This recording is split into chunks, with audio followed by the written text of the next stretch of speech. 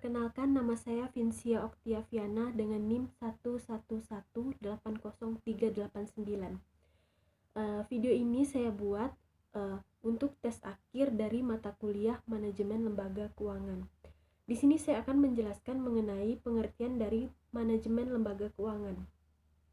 Manajemen lembaga keuangan adalah institusi yang beroperasi dalam pasar tempat diperolehnya modal, efek diperdagangkan, dan juga harga saham ditentukan.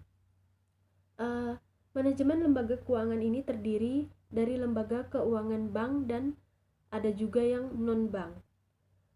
Selanjutnya, manajemen risiko. Manajemen risiko merupakan suatu pendekatan struktur atau metodologi dalam mengelola ketidakpastian yang berkaitan dengan ancaman dari suatu rangkaian aktivitas manusia, termasuk penilaian risiko, pengembangan strategi untuk mengelolanya, dan mitigasi risiko dengan menggunakan pemberdayaan atau pengelolaan sumber daya. Jadi di sini dapat disimpulkan bahwa manajemen risiko keuangan itu merupakan suatu pendekatan dalam mengelola ketidakpastian yang berkaitan dengan keuangan. Selanjutnya saya akan membahas beberapa risiko di dalam lembaga keuangan. Di sini ada yang pertama itu risiko kredit.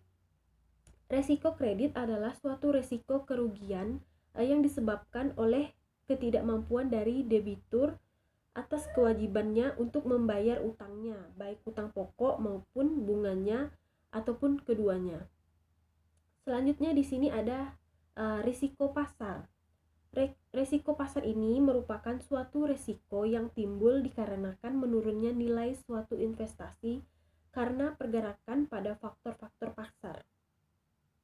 Di sini ada 4 faktor standar dari risiko pasar. Yang pertama itu adalah risiko modal, kemudian risiko suku bunga, selanjutnya ada risiko mata uang, dan yang terakhir itu ada risiko komoditas. Yang ketiga di sini ada risiko operasional. Di sini dapat didefinisikan sebagai suatu risiko kerugian yang disebabkan karena tak berjalannya atau gagalnya proses internal baik manusia dan sistem serta oleh peristiwa eksternal. Lanjutkan, di sini saya akan menjelaskan mengenai lembaga penjamin simpanan. Lembaga penjamin simpanan tersebut adalah suatu lembaga independen yang berfungsi menjamin simpanan nasabah perbankan di Indonesia. Jadi di sini lembaga ini bertugas menjamin keamanan dan juga kenyamanan pada saat nasabah memberikan investasi ataupun menabung di suatu lembaga tersebut.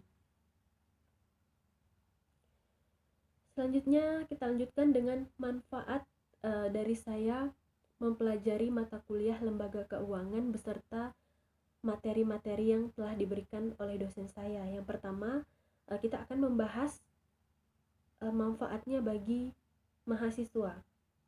Saya sebagai seorang mahasiswa, yang saya rasakan adalah di sini itu yang diharuskan manfaatnya apa saja yang kita dapatkan dari kita mempelajari mata kuliah manajemen lembaga keuangan. Jadi di sini kita lebih pandai lagi, lebih bijaksana dalam mengambil keputusan.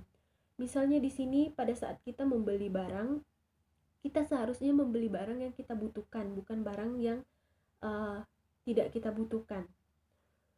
Ini untuk menghindari risiko meminimalisasi uang yang keluar, agar pada saat akhir bulan kita tidak mengalami kekurangan uang yang telah dikirimkan oleh orang tua kita. Di sini kita juga belajar berbagi. Di sini belajar berbagi dalam arti kita lebih dewasa lagi dalam mengelola keuangan.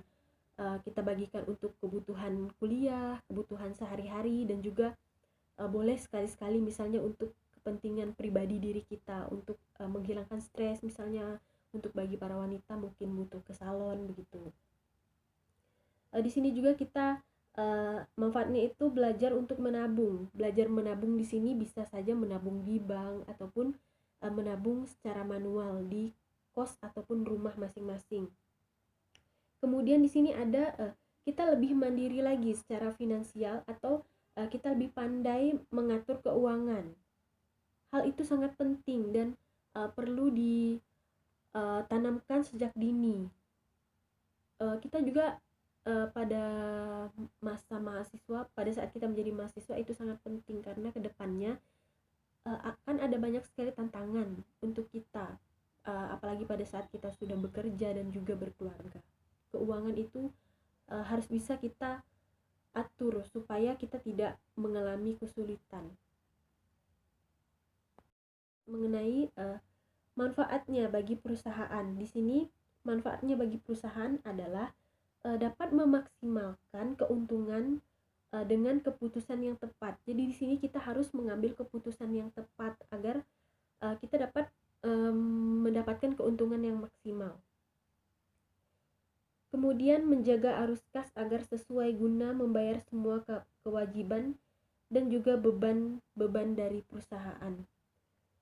Selanjutnya, memaksimalkan kekayaan agar dividen kepada pemegang saham dan laba ditahan bisa terus optimal. Jadi harus optimal terus, tidak boleh kurang. Selanjutnya ada efisiensi agar distribusi keuangan tepat dalam semua aspek di dalam perusahaan. Di sini juga dapat mengatur keuangan agar digunakan secara tepat di dalam perusahaan tersebut. Selanjutnya saya akan juga membahas manfaatnya bagi di bidang ilmu keuangan. Di sini bagi ilmu keuangan ada juga manfaatnya. Manfaatnya adalah berfungsi sebagai alat untuk melancarkan pertukaran produk. Produk di sini dapat berupa barang ataupun jasa. Dengan memakai uang dan instrumen kredit, diharapkan proses pertukaran produk yang berupa jasa ataupun barang tersebut dapat berjalan dengan lancar. Kemudian berfungsi untuk menghimpun dana dari masyarakat dalam bentuk simpanan dan juga menyalurkan ke masyarakat dalam bentuk pinjaman. Jadi di sini fungsinya ini lebih khusus lagi di ilmu keuangan itu mungkin saya ambil contoh di bank. Jadi di sini lebih efektif lagi dalam melayani nasabah. Untuk nasabah yang ingin menyimpan uangnya di bank tersebut harus menghimpun. Jadi kayak agar si nasabah tersebut merasa aman, uangnya tetap aman di bank tersebut. Dan juga ada juga untuk dalam bentuk pinjaman. Jadi tidak hanya masyarakat itu tidak hanya bisa menyimpan uang di lembaga tersebut, tapi juga mereka bisa meminjam uang di lembaga tersebut. Jadi lembaga tersebut harus mengatur, menstruktur keuangan di dalam lembaga tersebut agar bisa menjalankan dua fungsi tersebut, yaitu fungsi menyalurkan dalam bentuk nasabah bisa memberi simpanan dan juga nasabah bisa melakukan pinjaman.